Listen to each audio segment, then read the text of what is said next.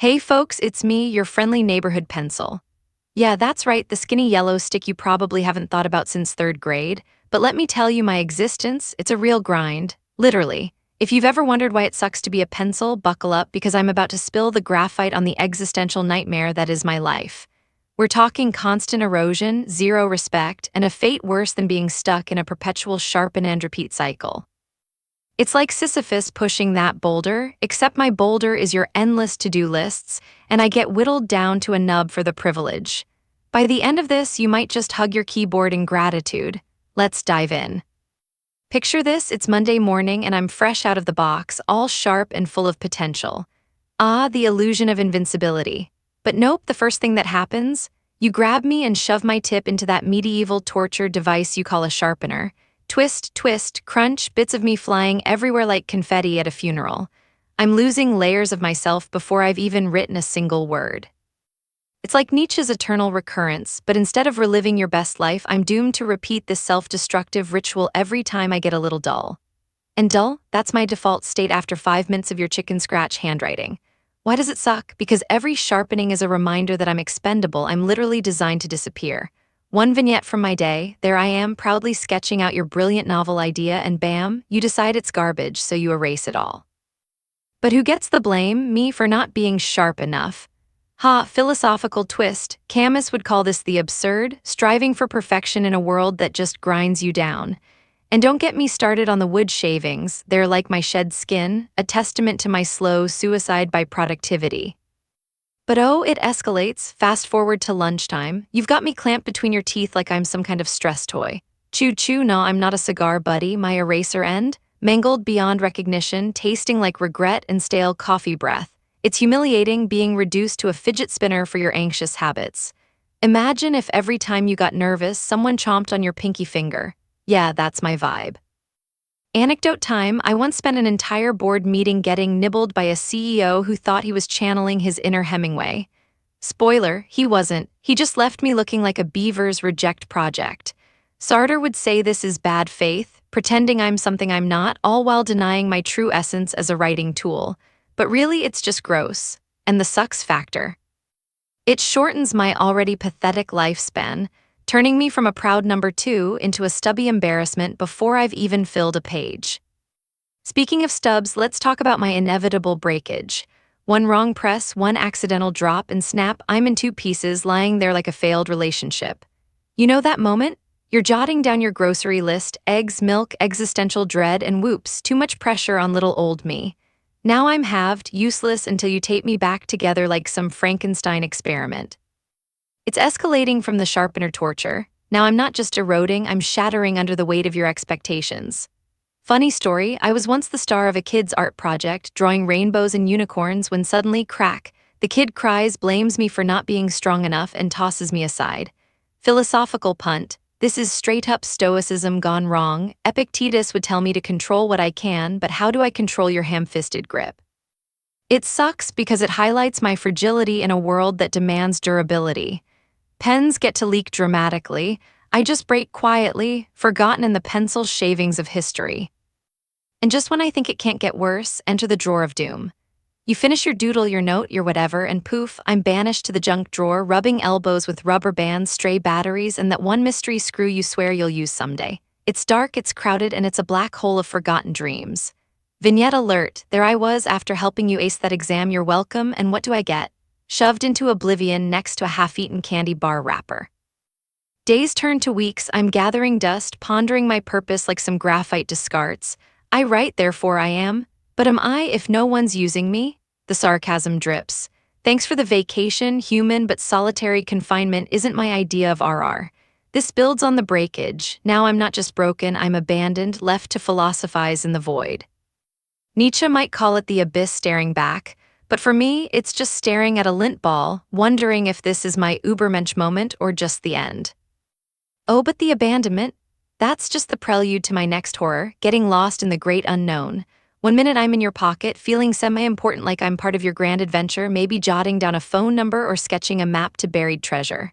The next, whoosh, I slip out during your jog, tumbling into the abyss of sidewalk cracks, couch cushions, or worse, the black hole under your car seat.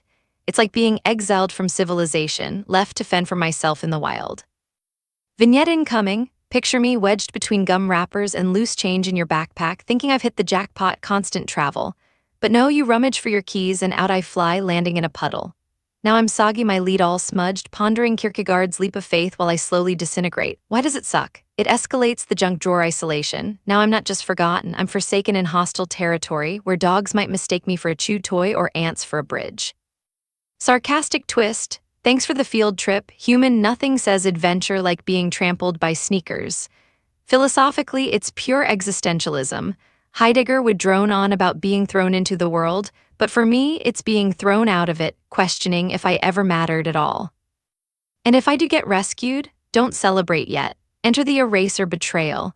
That pink nub on my head, it's supposed to be my saving grace, right? Wipe away mistakes, start fresh like a built-in philosopher's stone for your errors. But oh, the irony, it wears out faster than I do, leaving black smears everywhere instead of clean slates. You rub, and suddenly I'm the villain for not erasing properly, my eraser reduced to a crumbly mess that litters your desk like dandruff from a bad haircut. Anecdote alert, I was once in the hands of a poet crafting verses of eternal love when a typo strikes, bam, erase, but my eraser flakes off, turning the page into a graphite blizzard. The poet curses me, not their own sloppy script. Building on the loss theme, this is rejection amplified. I'm not just misplaced, I'm malfunctioning in my one redemptive feature. Camus again, the myth of the eraser, pushing that rubber boulder uphill only for it to roll back smeared. It sucks because it reminds me I'm a tool of imperfection in an imperfect world, designed to fix what's broken, yet I break first. Pun intended. I'm always getting the short end of the stick, or should I say, the rubbed out end. Worse still, let's talk competition. In this digital age, I'm the dinosaur of writing tools, overshadowed by fancy pens that don't need sharpening and keyboards that autocorrect your nonsense. You pick me up only when your phone dies or you want that vintage feel, like I'm some hipster accessory. But really, I'm the underdog getting curb-stomped by progress. Visual story time. There I am on your desk, next to a sleek ballpoint that's all clickety-click, I last forever, while I'm begging for a sharpen. You choose the pen for important stuff, contracts, love letters, and relegate me to shopping lists or doodling stick figures. It's escalating from the eraser woes. Now I'm not just faulty, I'm obsolete, fighting for relevance in a world that swipes right on tech. Funny bit, I overheard a stylist bragging, I'm touch sensitive. Yeah, well, I'm touch vulnerable, one poke and I'm pointless. Philosophical jab. Schopenhauer would nod at this will to survive amid suffering, but for me, it's the will to not be recycled into mulch. Why suck? Because it highlights my replaceability. I'm the beta version in a world of updates, always one app away from extinction. Then comes the ultimate indignity, the upgrade betrayal. You know, when you finally notice I'm down to my last inch, all stubby and sad, and instead of a dignified retirement, you trade me in for a fresh pack. No ceremony, no thanks, just into the trash, or if you're eco-conscious, the recycling bin where I'm ground up and reborn as, what, toilet paper? It's like reincarnation without the karma points. Vignette escalation. After surviving sharpenings, chews, breaks, losses, and eraser fails, I'm teetering on the edge of usability, helping you jot one final note, buy more pencils.